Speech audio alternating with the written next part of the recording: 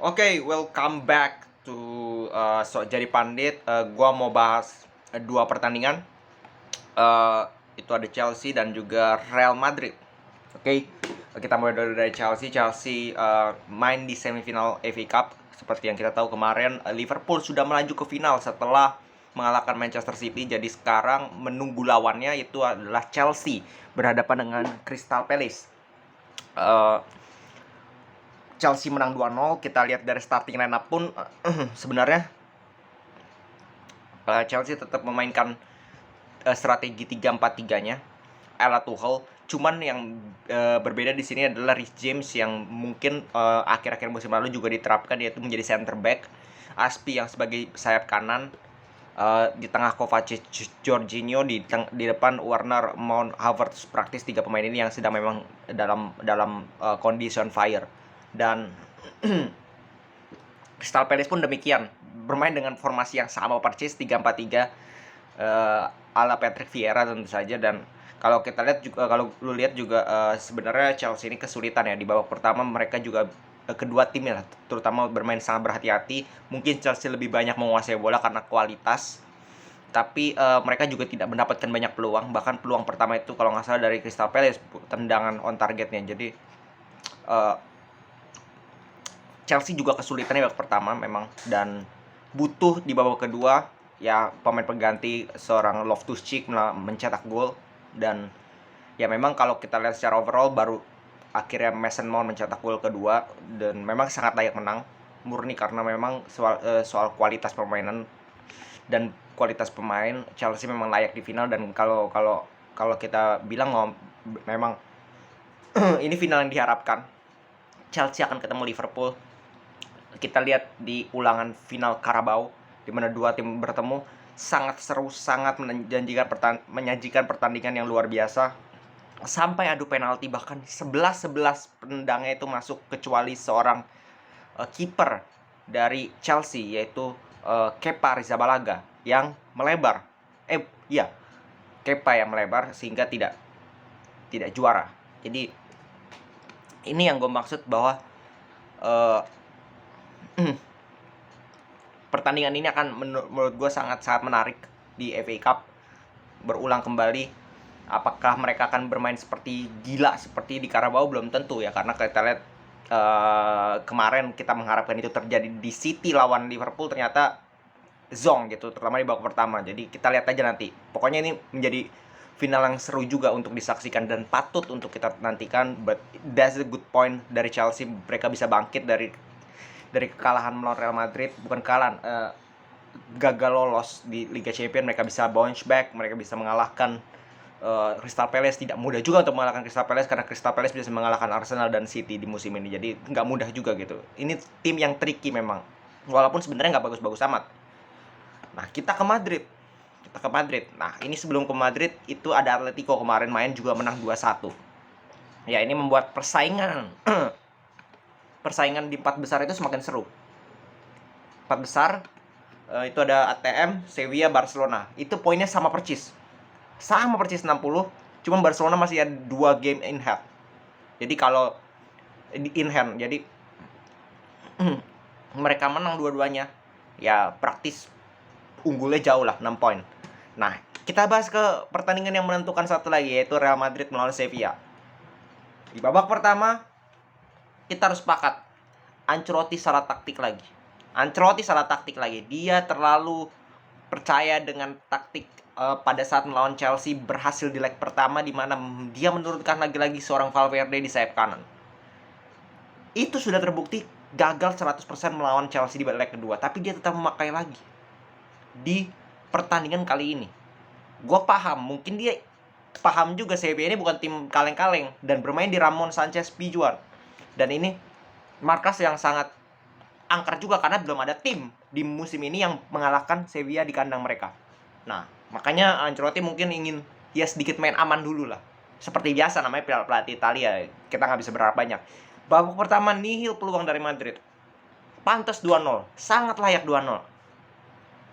Bener-bener gak bisa ngapa-ngapain, bener-bener ditekan oleh Sevilla. Mungkin dapat beberapa shooting yang melebar atau gimana, but bener-bener gak ada tensi bahaya dari Real Madrid. Masuk babak kedua, inilah yang gue maksud bahwa Ancelotti ini gue rasa pinternya itu cuma satu babak. Sadarnya itu kalau udah ketinggalan duluan, baru dia sedikit cerdas masukin Rodrigo, gantiin Camavinga, main pure 4-3-3 dengan dua wing, Rodrigo dengan Vinicius. Babak kedua berbalik. Babak kedua Madrid benar-benar ngobok-ngobok Sevilla. Dari segala sisi peluang lebih banyak Real Madrid.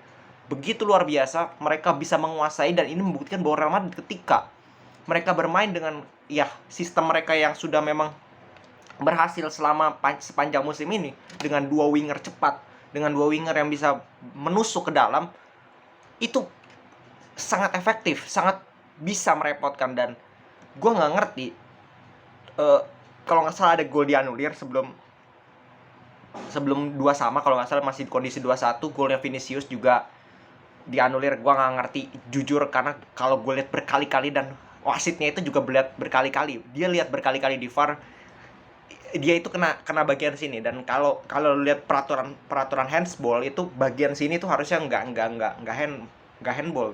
Cuman gue nggak tahu apa yang terjadi, mungkin wasit punya perspektif lain, mungkin dari sana punya perspektif lain. Dia pada saat lu lihat pengambilan keputusan, dia mengambil gesture bahwa bukan di sini tapi di bawah sini. Dan gue nggak ngerti, karena kalau lihat berkali-kali gue juga tidak menemukan dia Vinicius ini handball. But that's okay. Madrid dirugikan. Pertandingan kali ini nggak ada masalah. Dia juga harusnya dapat handball di menit-menit awal. Si seorang siapa ya namanya, Diego Carlos ya kalau nggak salah, Diego Carlos, dia itu duelnya bukan sama pemain Madrid, duelnya sama Bono, kipernya bisa napis, bisa nangkep, tapi tangannya Konde ini jelas-jelas ngangkat, jelas-jelas aktif, kena lah di situ. Tapi kembali wasit itu tidak klaim penalti. Banyak yang mempermasalahkan harusnya Camavinga dapat red card. Sekarang gini, oke, Martial cedera karena ulahnya Camavinga, cuman lu harus lihat atensinya Camavinga ini untuk apa. Kalau lu bisa lakukan red card, atensinya itu jelas, misalkan untuk menciderai lawan, membahayakan, tackle yang membahayakan.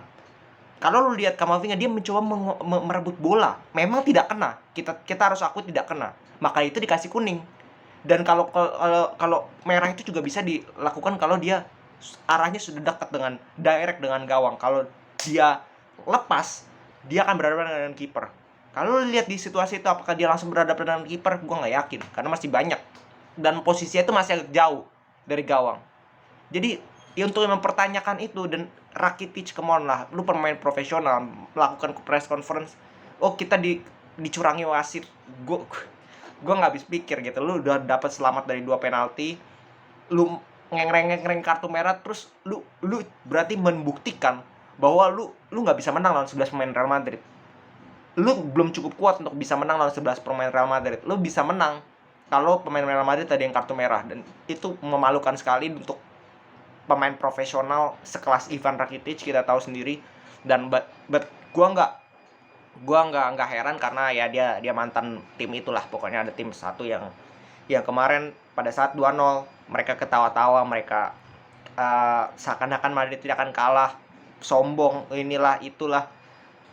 Pada saat full time semuanya diam, semuanya ke goa lagi ya, karena kemarin baru habis dari goa.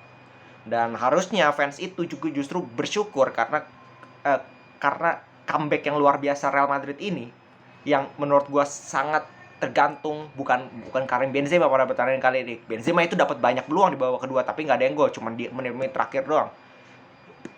Peluang Madrid untuk menang ini diawali oleh luar biasanya seorang Rodrigo Goes dimasukkan. Benar-benar membuat lini serang Real Madrid itu luar biasa. Benar-benar memiliki ketajaman yang luar biasa.